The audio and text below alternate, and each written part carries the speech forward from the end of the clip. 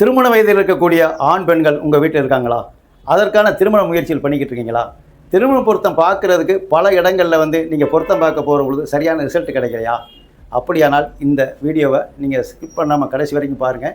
கட்ட பொருத்தம் எப்படி பார்க்குறது, அதாவது அந்த நட்சத்திர பொருத்தம் எந்த அளவுக்கு இருந்தால் போதுமானது, வாழ்க்கையில் சிறப்பாக அமைவதற்கு, அதாவது நெடுநோக்கு வாழ்க்கை, மகிழ்ச்சியான வாழ்க்கை அமைவதற்கான கிரக அமைப்புகளை இங்கே தெளிவாக பதிவு செய்யப்படுகிறது. வெல்கம் டு லக்லைட் சேனல். இப்போ வீடியோக்கு நம்ம போயிடுவோம். இப்போ பாருங்கள், உங்களுடைய ஆண் பெண் ஜாதகத்தில், இப்போது ஆண் ஜாதகத்தில் குரு ராகு இருந்தாலும், அதே சமயத்தில் பெண் ஜாதகத்தில் செவ்வாய் ராகு இருந்தாலும் அந்த ஜாதகத்தை சேர்க்கக்கூடாது. இது ரொம்ப முக்கியமான பாயிண்ட் கட்ட பொருத்தத்தில். இப்போது நமக்கு தினப்பொருத்தம், கணப்பொருத்தம், மகேந்திர பொருத்தம், ராசி பொருத்தம், ரஜி பொருத்தம், யோனி பொருத்தம், இந்த பொருத்தமெல்லாம் 12 பொருத்தம் பார்த்து அதை முடித்தாலும் கூட வாழ்க்கையில் பிரிவினை, பிரச்சனை, மகிழ்ச்சி இல்லாத வாழ்க்கை இருக்குது. அப்போ அது மட்டும் போதாது இல்லையா? அப்போ அந்த கட்ட பொருத்தத்தில் இந்த கிரக சேர்க்கைகள் எது இருக்கக்கூடாதோ அந்த விளக்கத்தை தான் இங்கே தெளிவாக கொடுக்கப்படுது. அப்போ ஆண் ஜாதகத்தில் குரு ராகு இருக்கக்கூடாது, பெண் ஜாதகத்தில் செவ்வாய் ராகு இருக்கக்கூடாது. அதை நீங்கள் பார்த்துக்கணும். இது ரொம்ப முக்கியம். அடுத்த பாயிண்ட் பாருங்கள். இப்போது ஒருத்தருடைய ஜாதகத்தில் இப்போ சுக்கிரன் இங்கே இருக்குதுனாக்க, அந்த சுக்கிரனுக்கு 4, 8, 12 செவ்வாய் இருக்கக்கூடாது. மறுபடியும் சொல்கிறேன், இதை நம்ம எழுதிக்கிட்டே இருந்தாக்க லேட் ஆகும். இந்த சுக்கிரன் ஆண் ஜாதகத்தில் இருக்குது, அதில் இருந்து 4ஆம் இடத்துலையோ அல்லது 8ஆம் இடத்துலையோ 12ஆம் இடத்துலையோ செவ்வாய் இருக்கக்கூடாது பெண் ஜாதகத்தில். இது ஒரு ரொம்ப முக்கியமான இது. அதே சமயத்தில் பெண் ஜாதகத்தில் இப்போ செவ்வாய் இருக்குது, பெண் ஜாதகத்தில் ஒரு கட்டத்தில் இங்கே செவ்வாய் இருக்குன்னு வச்சுக்கோங்களேன். இந்த செவ்வாய் இருக்கிறது 4, 8, 12 இந்த இடத்துல சுக்கிரன் இருக்கக்கூடாது. இது ரொம்ப முக்கியமான சப்ஜெக்ட். இந்த ஜாதகத்தில் இருக்கக்கூடாதது, இப்படி இருந்தால் பிரச்சனை, பிரிவினை வரும் அப்படிங்கிறத இப்போ நம்ம தெளிவாக சொல்லிக்கிட்டு இருக்கோம். எந்த மாதிரி கிரக சேர்க்கைகள் இருந்தால் நல்லா இருக்கும் அப்படிங்கிறத அதன் பிறகு நம்ம பார்ப்போம். இதெல்லாம் இருக்கக்கூடாதது, அமையக்கூடாதது. ஆண் ஜாதகத்தில் சுக்கிரன் இருக்கிற இடத்துக்கு 4, 8, 12 சுக்கிரன் இருக்கக்கூடாது, செவ்வாய் இருக்கக்கூடாது. பெண் ஜாதகத்தில் செவ்வாய் இருக்கிற இடத்துக்கு 4, 8, 12 சுக்கிரன் இருக்கக்கூடாது. இது ரொம்ப முக்கியம். அடுத்து இப்போ நம்ம சொல்லக்கூடியது ரொம்ப முக்கியமான கிரக சேர்க்கைகள். அது ரொம்ப உன்னிப்பாக நீங்கள் பொருத்தம் பார்க்குற பொழுது அதை ஜோதிடத்தை நீங்கள் கேட்டு விளக்கமாக தெரிஞ்சுக்கணும். இப்போது லக்கணம் ஆண் ஜாதகத்தில் ரிஷப லக்கணம். அதே மாதிரி இதனுடைய 7ஆம் அதிபதிங்கிறது இது செவ்வாய். 7ஆம் அதிபதி செவ்வாய்.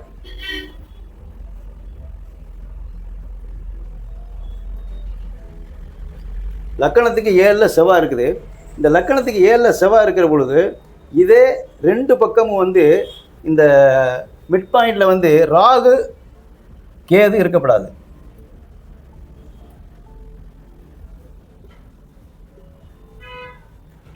இந்த லக்கணத்துக்கு நேர செவ்வாய் இருக்குது, இந்த கேதும் ராகும் இதுக்கு இடையில் இருக்கப்படாது. இது ரொம்ப முக்கியம். இது உங்களுடைய ஜாதகத்திலே, பையனுடைய ஜாதகத்திலேயே அந்த மாதிரி இருந்தாலே பிரச்சனைக்குரிய, பிரிவினைக்குள்ள ஒரு ஜாதகமாக வந்துடும். இது ரொம்ப முக்கியம்.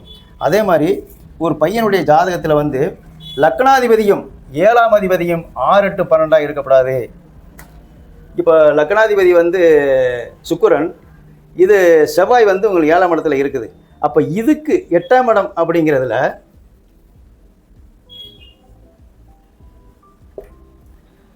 இப்போ லக்னாதிபதி சுக்கிரன் இங்கே இருக்குது, அதே 7ஆம் அதிபதி செவ்வாய் இங்கே இருக்குது. 6, 8 வரப்படாது லக்னாதிபதி செவ்வாயும். காரணம், இந்த லக்கணத்துக்கு மனைவிங்கிறது இந்த இடம். அப்போ இந்த மனைவி ஸ்தானாதிபதி, கலத்திராதிபதிங்கிற அந்த இதுவும் லக்னாதிபதியும் 6, 8 இருந்துட்டா இதுவும் கருத்து வேறுபாடு வரும். அப்போ ஒரு ஆண் ஜாதகத்தில் இந்த மாதிரி இருக்கப்படாது அப்படிங்கிறதும் ஒரு முக்கியமான கட்ட பொருத்தத்தில், கிரக பொருத்தத்தில் அமையக்கூடிய அமைப்பில் இதை நீங்கள் கவனிக்க வேண்டியது ரொம்ப முக்கியம். இப்படி இருந்தாலும் அங்கே பிரச்சனைக்குரிய வாழ்க்கை இருக்கும். அதே சமயத்தில் இப்போது ஆண் ஜாதகத்தில் குரு இங்கே இருக்குனாக்க, இதே பெண் ஜாதகத்தில் இதுக்கு 8ல் இருக்கப்படாது. இப்போ இதுக்கு 8ல்னா இது வரும். அது பெண் ஜாதகத்தில் குரு இங்கே துலாமில் இருக்குது, ஆண் ஜாதகத்தில் இங்கே மீனத்தில் இருக்குது. அப்போ மீனத்துக்கு அதாவது 8ஆம் இடம் இங்கே வந்துடும். ஒருத்தருடைய பெண் இருக்கக்கூடிய அந்த குரு, அது பெண்ணுக்கு அது குருங்கிறது ஜீவன். அதே குரு ஆண் ஜாதகத்தில் இங்கே 8 வரப்படாது, 6, 8 வரப்படாது சஷ்டாசமாக. அதே தான் சூரியனும்.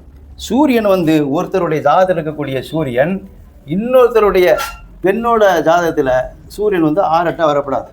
இப்போ சூரியன் இந்த இடத்துல உச்சம் பெற்றே இருக்குன்னு வைங்களேன். சூரியன் இவருக்கு உச்சம் பெற்று இருக்குது. அதே இந்த பெண் ஜாதகத்தில் வந்து அதே மாதிரி வந்து இங்கே இருக்கக்கூடாது. இதுக்கு இது 8ஆம் இடம். அப்போ ஆண் ஜாதகத்தில் இங்கே இருக்குது சூரியன் உச்சம் பெற்றிருக்கு, அதுக்கு 8ல் வந்து சூரியன் இருக்குது. இந்த மாதிரியும் ஒரு ஜாதகத்தில் ஆண் பெண் ஜாதகத்தில் இந்த சூரியன், குரு, சுக்கிரன், செவ்வாய் இந்த 3 கான்செப்ட் வந்து இந்த 3 கிரகமும் ஒரு ஆண் பெண் ஜாதகத்தில் 6 8 மறையக்கூடாது. அதே மாதிரி லக்னாதிபதியும் 7ஆம் அதிபதியும் 6 8 மறையக்கூடாதுங்கிறது 4 சப்ஜெக்ட் இங்கே கொடுத்துருக்கோம். இது ரொம்ப முக்கியமானது. அதாவது வந்து ஒரு ஜாதகத்தில் எந்த மாதிரி கிரகச்சேர்களை அமையக்கூடாது. அப்படி இருந்தால், இந்த அமைப்பு இருந்தால் அவருடைய வாழ்க்கையில் ஒரு மகிழ்ச்சி இல்லாத பிரிவினை, பிரச்சனை, கஷ்டமான ஒரு அவங்களுக்குள்ள ஒரு ஒற்றுமை குறைவான வாழ்க்கை தான் இருக்குமே தவிர கண்டிப்பாக வந்து மகிழ்ச்சியான நெடுநோக்கு கருத்து ஒற்றுமையோடு இருக்கக்கூடிய வாழ்க்கை இருக்காது. அப்படிங்கிறது தான் இந்த கிரக சேர்க்கையினுடைய முக்கியமான விளக்கம். சரி, இது இருக்கக்கூடாதது, அமையக்கூடாதது, அப்படி அமைஞ்சால் பிரச்சனையை தரும் அப்படின்னு சொல்லிட்டோம். இனி எந்த மாதிரி கிரக அமைப்பு இந்த 2 பேருடைய ஜாதகத்தில் இருந்தால் 2 பேருடைய பிரிவினை இல்லாத, பிரச்சனை இல்லாத மகிழ்ச்சியான வாழ்க்கை, நெடுநோக்கு வாழ்க்கை இருக்கும், அதுக்கான கிரக அமைப்பு என்ன அப்படிங்கிறது இப்போ கொஞ்சம் நீங்கள் கவனித்து பாருங்கள். அதாவது ஒருத்தருடைய ஜாதகத்தில் வந்து இப்போ சுக்கிரன், இந்த ஆண் ஜாதகத்தில் சுக்கிரன் இருக்குன்னு வைங்களேன், இதே பெண் ஜாதகத்தில் அவங்களுடைய ஜாதகத்தில் இங்கே இருக்கணும். இந்த பெண் ஜாதகம் இங்கே இருக்கலாம், இந்த சுக்கிரனும் இருக்கலாம், அதே வந்து செவ்வாயும் இருக்கலாம்.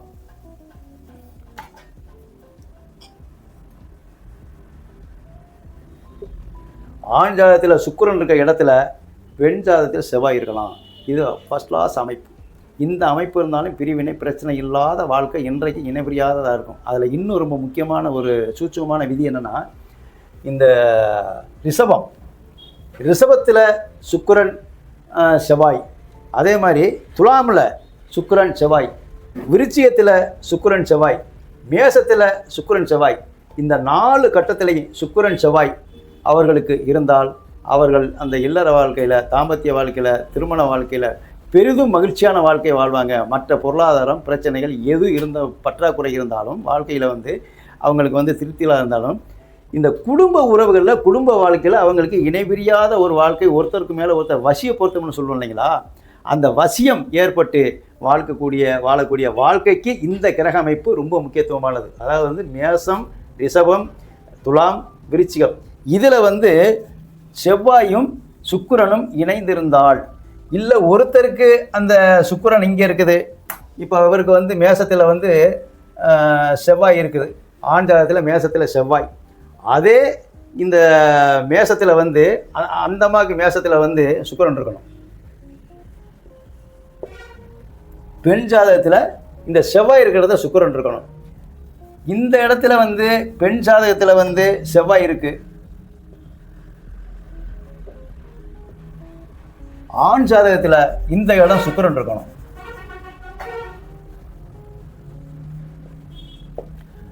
இந்த இடத்துல சுக்கிரன். அப்போ இங்கே நம்ம கொடுக்கக்கூடியதுன்னா சுக்கிரன் செவ்வாய் காம்பினேஷன் ஒரு ஆண் பெண் ஜாதகத்தில் நல்ல மாதிரியான மகிழ்ச்சியான வாழ்க்கை இருக்கும். இது கிரக பொருத்தத்தில், கட்ட பொருத்தத்தில் பார்க்க வேண்டியது முக்கியமான சேர்க்கை. 10 பொருத்தம்ங்கிற பார்க்குறோமே, அந்த 10 பொருத்தத்தில் 8 பொருத்தம் 9 பொருத்தம் வந்தாலும் கூட இந்த கிரக சேர்க்கை இருக்கிறது தான் அந்த 10 பொருத்தத்துக்கான முழுமையான சேர்க்கை பொருத்தம் அப்படிங்கிறது சொல்லப்படுது. அடுத்து ராகு கேது வந்து ராகு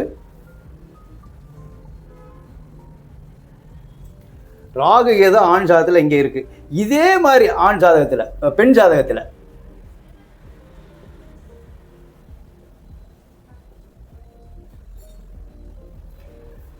ஆண் ஜாதகத்திலையும் பெண் ஜாதகத்திலையும் ஒரே மாதிரியான ராகு கேது கிரக சேர்க்கை இருந்தால் அவர்களும் என்றைக்கும் இணைபிரிய மாட்டாங்கள். அது மற்ற விஷயங்கள், ஏதாவது குழந்தை பாக்கியத்தில் பிரச்சனை இருக்கலாம், பின்னடைவு இருக்கலாம், பொருளாதாரத்தில் பின்னடைவு இருக்கலாம், மற்ற விஷயங்களை உறவுகளில் பாதிக்கலாம்.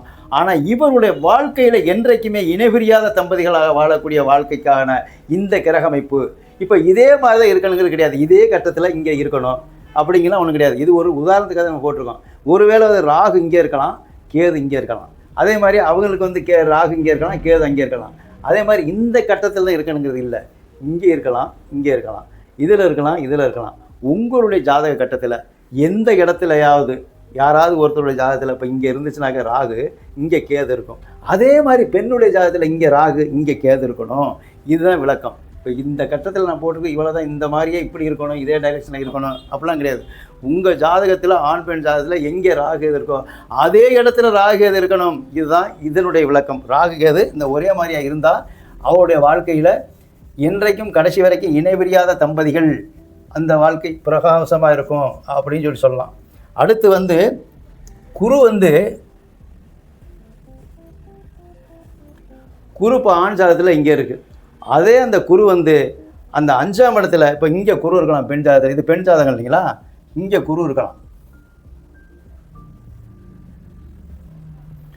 இப்போ இந்த கடகத்திலேருந்து எடுத்துட்டாக்க 1 2 3 4 5, அப்போ திரிகோணத்தில் வருது. ஒருத்தருடைய ஆண் ஜாதகத்தில் குரு எங்கே இருக்கோ அதே குரு அங்கேருந்து பார்த்தா 5ஆம் இடத்துல வரும். அதுக்கு பேர் திரிகோணம். இதே மாதிரி தான் சூரியன் இருக்கணும். இந்த செவ்வாய் சுக்கிரன் எந்த இடத்துல செவ்வாய் இருக்குதோ ஒரு ஜாதகத்தில் அந்த இடத்துல சுக்கிரன் இருக்கணும்னு சொல்லியிருக்கிறோம். இது மாதிரி கிரக அமைப்புகள் ஆண் பெண் ஜாதகத்தில் இருந்தால் அது கட்ட பொருத்தத்தில், முக்கியமான பொருத்தத்தில், முக்கியமான கிரக சேர்க்கை, அவர்களுடைய வாழ்க்கை சிறப்பாக இருக்கும். இன்னொன்று, இந்த சஸ்தாசகம் லக்கணம் அப்படிங்கிறது அது எல்லாத்துக்கும் தெரிஞ்ச விஷயந்தான். இருந்தாலும் தெரியாத இப்போ ஜோதிடர்கள் கூட சில பேருக்கு, வளரும் ஜோதிடருக்கு தெரியாது, ஒரு சில பெற்றோர்களுக்கு தெரியாது. இப்போ இந்த லக்கணம் என்பது ஆண் லக்கணம் இங்கே இருக்குங்களா, இப்போ ரிஷபத்தில் ஆண் லக்கணம் இருக்குது. பெண்ணுக்கு அதே மாதிரி இந்த திரிகோணத்தில் இங்கே இருக்கலாம். இது லக்கணம். இந்த உங்கள் ஜாதகத்தில் அந்த லா போட்டு 2 கோடு போட்டிருக்கோம், அதுதான் ஜாதகத்தில் லக்கணம். அப்போ லக்கணங்கிறது இது ரிஷப லக்கணம், இங்கே கன்னி லக்கணம், இந்த மாதிரி இது திரிகோணம் இப்படி இருக்கலாம். இல்லை இங்கே லக்கணம் இருக்குது, இங்கே பெண்ணோட ஜாதகத்தில் லக்கணம் இருக்கலாம். இந்த மாதிரி கேந்திர திரிகோணம்ங்கிறது 1 4 7 10 கேந்திரம், 1 5 9ங்கிறது திரிகோணம். அப்போ இந்த லக்கணம்ங்கிறது 6 8 12 இருக்கப்படாது. அப்போ 6 8 12 என்ன அப்படின்னா, இப்போ பாருங்கள், ஜாதகத்தில் இந்த ஆண் ஜாதகத்தில் ரிஷப லக்கணம், இங்கே பெண் ஜாதகத்தில் லக்கணம் இருக்கப்படாது. அப்போ இவங்களுக்கு இந்த பெண் ஜாதகத்தில் இந்த இடத்துல துலா லக்கணம் இருக்கப்படாது. ஏன்னா அவருக்கு லக்கணம் இங்கே விழுந்திருக்கு, இது இங்கே 6ல் வந்துடும். அப்போ ஏன் 6ல் இருக்கப்படாது? அது என்ன செய்யும்? 6ங்கிறது ருவ ரோண சத்துருங்கிறது கடன் பகை நோய். அப்போ திருமணம் ஆனதுக்கு பின்னாடி இந்த 6ஆம் இடத்துல இருக்கக்கூடிய லக்கணம் இங்கே வந்துச்சுன்னா பெண் ஜாதகத்தில் திருமணம் ஆன பின்னாடி ஒன்று பகை வரலாம், இல்லை மருத்துவ செலவு வரலாம், நோய், இல்லை கடன் வரலாம். இதுதான் இந்த 6ஆம் இடம் செய்யக்கூடிய முக்கியமான மைனஸ் பாயிண்ட். இதே 8ஆம் இடம் அப்படிங்கிறது, இப்போ இந்த ஜாதகத்துக்கு இது லக்கணம் இங்கே ரிஷப லக்கணம், இதுக்கு 8ங்கிறது இந்த இடம் வரும், பெண் ஜாதகத்தில் இங்கே வரும். அப்போ ரிஷப லக்கணத்துக்கு 7 8ஆம் இடம் வந்துடுது. இந்த லக்கணத்துக்கும் இதுதான் சஸ்தாசம்ங்கிறது 8. அப்போ 8 என்ன செய்யும்? அசிங்கம், அவமானம், திடீர் ஏதாவது இழப்பு, பிரச்சனைகள், திடீர்னு ஒரு மருத்துவ செலவு, திடீர்னு ஒரு பகையாகிறது, எது ஒன்றுமே நினச்சி பார்க்காது. இன்றைக்கி இருக்கக்கூடிய மகிழ்ச்சியான வாழ்க்கை நாளைக்கு காலையில் இருக்குமான்னு சொல்ல முடியாது, அப்படியே உள்ட்டா மாறிடும். அதுதான் 6 8ங்கிறது சஸ்தாசங்கிறது. இது இப்போ லக்கணத்துக்கு மட்டும் கிடையாது, நல்லா கவனிக்கணும். ராசிலையும் அதே மாதிரி, இதே மாதிரி, அதாவது 6 8 ராசி இருக்கக்கூடாது. ராசி அப்படின்னா சந்திரன். இப்போ இந்த லக்கணத்தை விட்டுருவோம். லக்கணம் 6 8 வரக்கூடாது, அது சஸ்தாசகம். அதுக்கு உள்ள பகை, நோய், வம்பு வழக்குகள், கடன் வரும்னு சொல்லிட்டோம். இப்போ இவருக்கு ஆண் ஜாதகத்தில் மிதுன ராசியாக வருது. இதே பெண் ஜாதகத்தில் அவங்க ஜாதகத்தில் இப்போ இந்த மூலையில் இங்கே வந்துருக்கு மிதுன ராசி அவருக்கு 6வது ராசியாக இந்த இடம் பெண்ணுக்கு வரக்கூடாது. இது சஸ்தாசகம். இது 6வது இடம் சஸ்தாசகம் அப்படின்னு வந்துடும். அதே 8 அப்படிங்கிற பொழுது இந்த இடத்துல வரக்கூடாது பெண் ஜாதகத்தில். அவருக்கு மிதுன ராசியா, இதே இங்கேருந்து 8னாக்க இது மகர ராசியா, இங்கேருந்து என்னென்னா 6 ராசியா, இதுதான் சஸ்தாசம்ங்கிறது. அப்போ ராசி லக்கணம் ஒரு ஜாதகத்தில் 2 ஜாதகத்துலேயும் 6 8 வரக்கூடாது. இது ஒரு பாயிண்ட் சொல்லியிருக்கோம். ஃபஸ்ட்டு அதாவது இந்த சஸ்தாசகத்தில் லக்கணம் வரக்கூடாதுன்னு சொல்லியிருக்கிறோம். வரக்கூடியது எப்படி சேரணும், ராகு ஏது ஒரே மாதிரியாக இருக்குன்னு சொல்லியிருக்கிறோம். சுக்கிரன் செவ்வாய் ஒரே இடத்துல இருந்தால் நல்லா இருக்குன்னு சொல்லியிருக்கோம். இது மாதிரி கிரக அமைப்புகளில் இன்னும் எவ்வளவோ, இப்போ லாஜிக்கில் இப்போ இதுதான் அவ்வளோதான், இது முடிஞ்சு போச்சு அப்படின்னு கிடையாது. இன்னும் எவ்வளவோ லாஜிக் இருக்குது. இருந்தாலும் இது திருமண பொருத்தம் பார்க்குறதுல சேரக்கூடிய கிரக சேர்க்கை அப்படிங்கிறதுல இது வந்து ஒரு 10% தான். இன்னும் எவ்வளவோ இருக்குது. அடுத்த வீடியோவில் பார்ப்போம். இது ரொம்ப முக்கியமானது. அப்போ நமது நேயர்கள், பெற்றோர்கள் வந்து இந்த திருமண பொருத்தம் பார்க்குற பொழுது இந்த கிரக சேர்க்கைகள் எப்படி இருக்குங்கிறத கட்ட பொருத்தம் பார்த்து நீங்கள் முடிவு செய்யணுங்கிறது கேட்டுக்கொண்டு வாழ்க வளமுடன். நன்றி, வணக்கம்.